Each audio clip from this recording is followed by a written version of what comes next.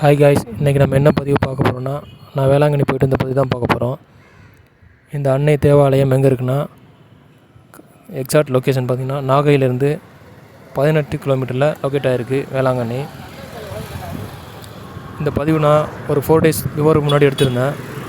அதாவது 14ஆம் தேதி 8ஆம் மாதம் 2025 எடுத்தேன். இப்போ க்ரௌடு நார்மலாக தான் இருக்குது. ஆகஸ்ட் 29க்கு அப்புறம் தான் கொஞ்சம் கூட்டம் அதிகமாக இருக்கும். ஏன்னா ஆகஸ்ட் 29 தான் கோயில் கொடியேற்றம் ஆரம்பிக்குது.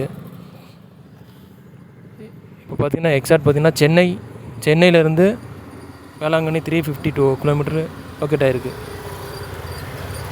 ஓகே காய்ஸ், மேலதிக வீடியோ வந்து இதில் பின் பண்ணியிருக்கேன், இதில் பார்த்துங்க காய்ஸ்.